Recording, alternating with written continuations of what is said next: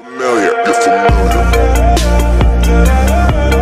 So if you don't know by now, then you should probably get familiar.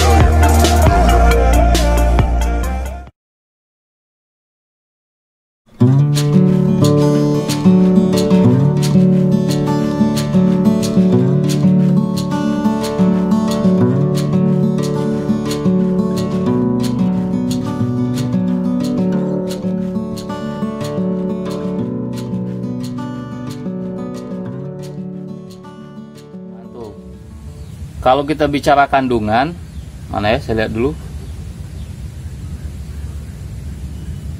Kandungannya,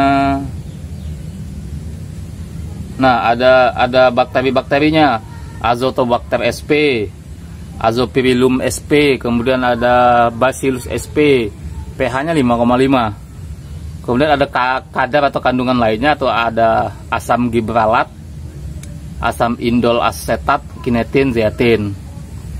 Bagus, yang bagus. Ini harganya kalau nggak salah sekitar 50 sampai 60 ribu, saya lupa. Ini. Tapi ya, yang perlu timbangan akan lebih pas ketika langsung teman-teman timbangkan di sini. Tapi kalau teman-teman tidak punya timbangan, nah, karena saya memang punya timbangan ini kebetulan bukan hanya untuk melakukan timbangan pupuk, tapi juga untuk nimbang kadang telur ayam saya, kadang anak ayam atau DOC ayam saya gitu ya. Untuk proses dosis pemupukannya, kalau teman-teman tidak punya timbangan, saya kasih solusi teman-teman menggunakan sendok takar, sendok makan. Jadi satu sendok ini. Bismillahirrahmanirrahim. Assalamualaikum warahmatullahi wabarakatuh. Jumpa lagi sahabat tani di channel Bung Tani. Semoga teman-teman semua, kawan-kawan semua, sahabat sedulur semua dimanapun berada dalam keadaan sehat walafiat tentunya, amin. Kemudian mumpung masih dalam suasana lebaran, saya selaku pengelola channel Bung Tani mengucapkan mohon maaf lahir batin, minal aidin wal faizin.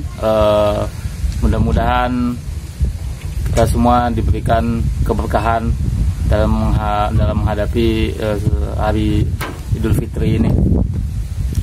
Baik kawan-kawan, selain itu saya juga mohon maaf karena udah lebih kurang beberapa hari, mulai dari lebaran pertama ya, kalau nggak salah lebaran pertama sampai hari ini belum melakukan upload video apapun karena memang kesibukan menghadapi hari lebaran, berkumpul bersama keluarga, kemudian juga jalan-jalan atau silaturahmi ke tempat keluarga yang cukup jauh dari domisili saya. Ya, tujuannya sederhana, saya hanya ingin mempererat tali silaturahmi, karena dengan silaturahmi insya Allah panjangkan umur kita, insya Allah murahkan rezeki kita, insya Allah sehatkan kita, Allah angkat penyakit kita, amin amin ya rabbal alamin. Oke sahabat tani, hari ini kita akan bahas mengenai pemupukan seperti yang saya janjikan lebih kurang 1 minggu yang lalu, 1 minggu lebih ya, lebih 1 minggu.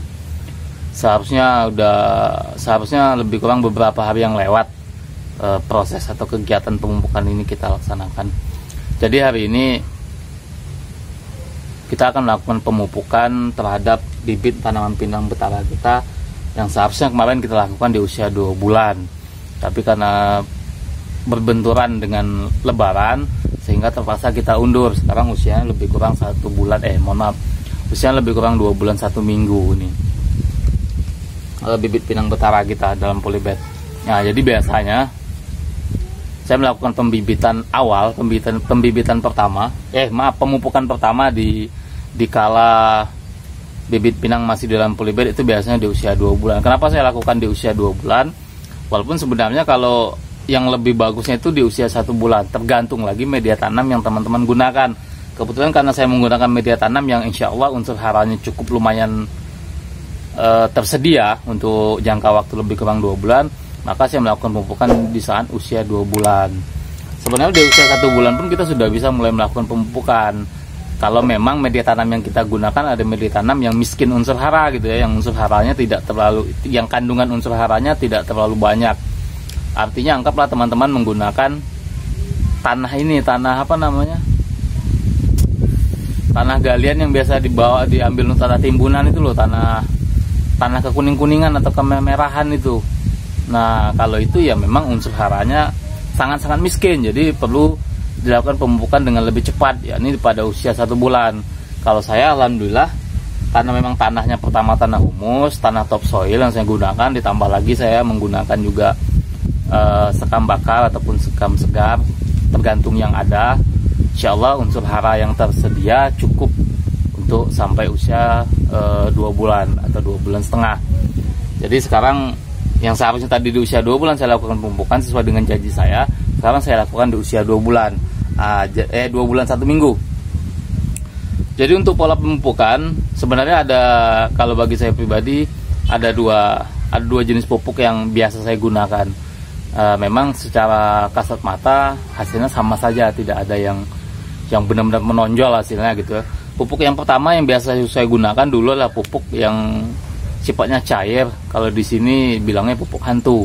Ntar saya ambil contohnya, insya Allah masih ada nih.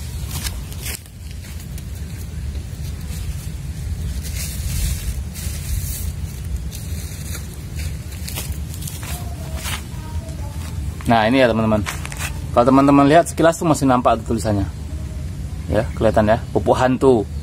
Nah ini pupuk hantu. Kalau kita bicara kandungan, mana ya, saya lihat dulu kandungannya. Nah ada bakteri-bakterinya, Azotobacter sp, Azopirillum sp, kemudian ada Bacillus sp, pH-nya 5,5. Kemudian ada kadar atau kandungan lainnya, atau ada asam gibralat, asam indol asetat, kinetin, zeatin. Bagus, yang bagus. Ini harganya kalau nggak salah sekitar 50 sampai 60 ribu, saya lupa. Ini.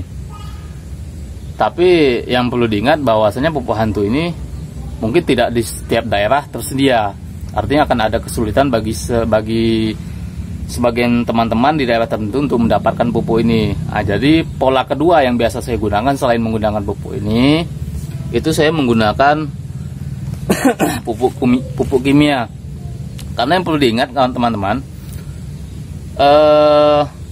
unsur hara yang memang kita butuhkan pada saat pembibitan seperti ini sebenarnya cukup dua yang memang dominan atau yang memang paling banyak dibutuhkan.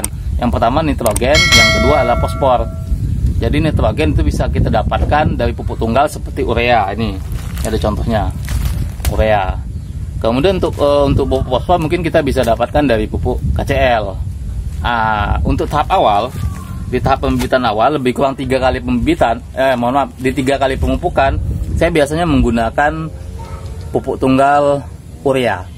Yang di dalamnya tentu 46% urea ini adalah nitrogen yang memang dibutuhkan untuk perkembangan daun dan lain sebagainya. Jadi itu saya gunakan selama lebih kurang 3 kali pemupukan. Nanti setelah 3 kali pemupukan atau pemupukan keempat, di usia 2 bulan setengah, artinya 2 bulan saya lakukan pemupukan pertama, 2 bulan 1 minggu, 2 bulan 2 minggu. Pas mendekati 2 bulan 3 minggu, artinya pada pemupukan keempat, itu saya mulai menggunakan kombinasi antara pupuk yang berunsur nitrogen dan berunsur fosfor.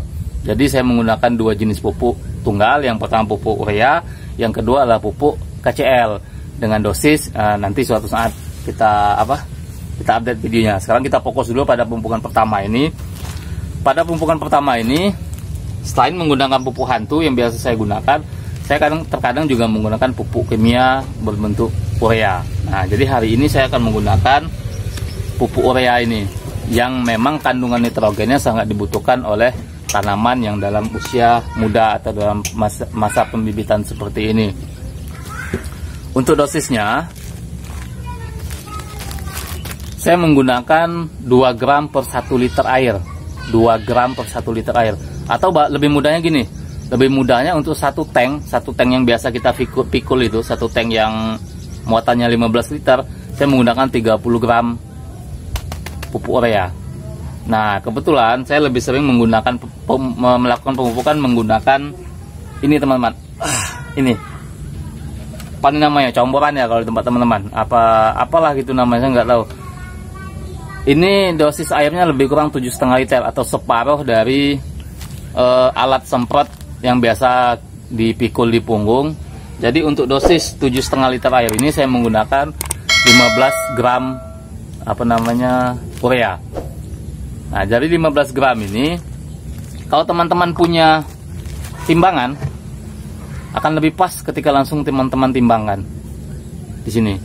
Tapi kalau teman-teman tidak punya timbangan, karena saya memang punya timbangan ini kebetulan bukan hanya untuk melakukan timbangan pupuk, tapi juga untuk nimbang kadang telur ayam saya, kadang anak ayam atau DOC ayam saya gitu ya. Untuk proses dosis pemupukannya, kalau teman-teman tidak punya timbangan, saya kasih solusi teman-teman menggunakan sendok takar, sendok makan. Jadi 1 sendok ini itu berkisar lebih kurang 10 gram. Ini contohnya teman-teman.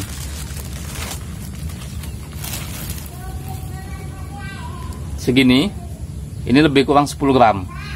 Jadi untuk dosis satu tempat atau 7,5 liter air ini ya menggunakan urea 1,5 sendok makan seperti ini. 1 sendok makan setengah ya, gini. Nah, ini kita coba nih teman-teman. Kelihatan nggak teman-teman? Itu masih 0 ya, 0. Kita tambahin, tumpah. Nah, itu berapa tuh? Kita nggak? 10, pas 10 itu. Lebih teman-teman. Mungkin goyang ya. 12 gram. Nah, jadi artinya ya lebih kurang 1,5 sendok yang tidak terlalu menggunung di sendoknya gitu ya, sedang-sedang lah gitu. Nah, jadi 1,5 sendok kita campurkan dengan air lebih kurang 7,5 liter, kemudian kita kocorkan. Jadi untuk pola pembukannya itu sebenarnya bisa 2. Teman-teman bisa melakukan pengocoran langsung ke polybagnya. Kedua, teman-teman bisa menggunakan semprot langsung di atas daunnya. Insya Allah ketika proses pelarutan yang sempurna, proses pelarutan pupuk kimianya dilakukan dengan benar, maka insya Allah tidak akan terjadi plasmolosis atau apa ya bahasanya, tidak akan terjadi pembakaran gitu ya di daun ini. Daun ini menjadi kuning gitu. Nah, jadi itulah terkadang ya teman-teman, ketika kita tidak sempurna dalam melarutkan pupuk kimianya, pupuk ureanya, contoh pupuk urea, pada saat kita melakukan penyemprotan, disitulah kadang terjadi plasmolisis yang menyebabkan daun kemudian menghasilkan bintik kuning seperti terbakar. Terkadang kita terlalu cepat menyimpulkan bahwasanya daun itu terbakar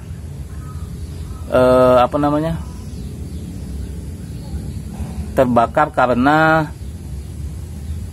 hama atau bakteri. Teman-teman ada yang nelpon ini.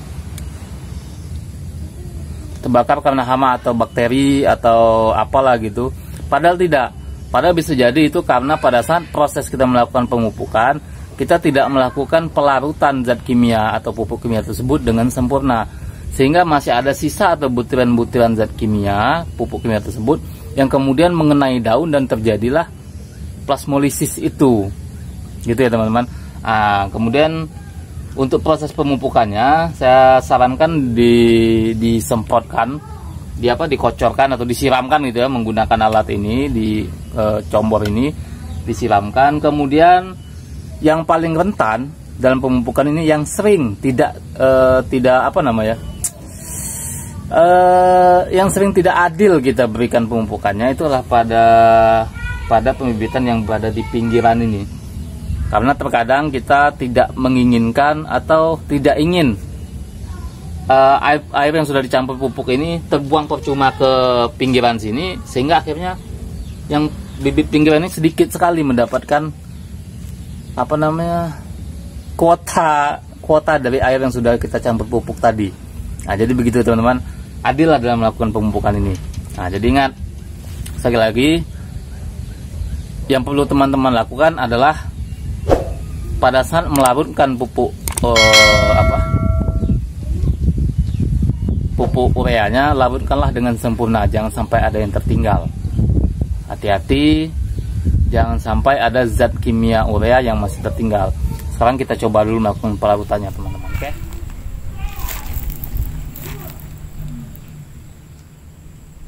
1,5.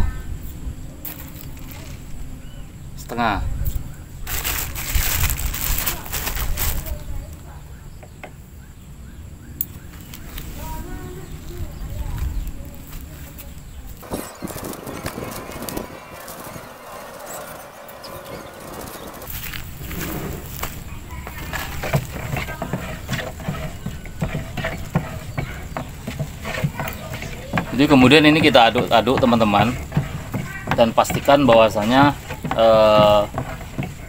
pupuk ureanya memang benar-benar sudah terlarut sempurna dengan air. Jangan sampai ada tertinggal pupuk ureanya. Kemudian biasanya saya satu gembor ini itu atau 7,5 liter air ini biasanya saya pakai untuk melakukan pemupukan lebih kurang 200 sampai 250 bibit polybed, bibit pinang betara yang masih dalam polybed ini.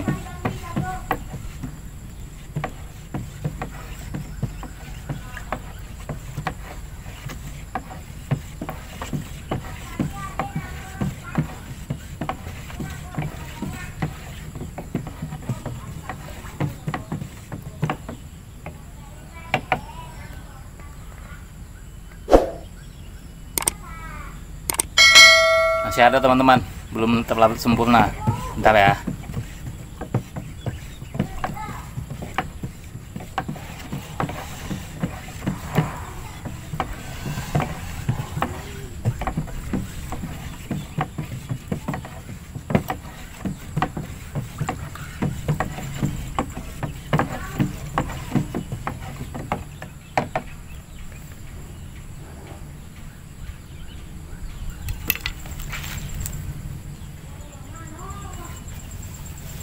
Oke, sip, udah terlarut. Sekarang kita pupuk langsung, kita eksekusi.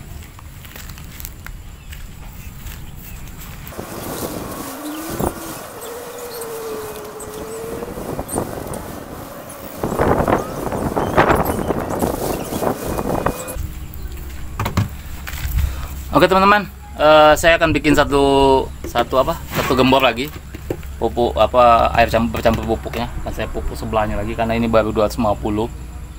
Baru satu gembor, biasanya 2 gembor untuk 500-an bibit ini.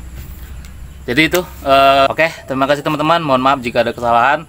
Oh ya, mohon izin teman-teman, mohon bantu doa. Insya Allah kalau tidak ada halangan, nanti hari Kamis atau tepatnya besok pagi, saya akan melaksanakan ujian pretest untuk persiapan sertifikasi sebagai seorang guru.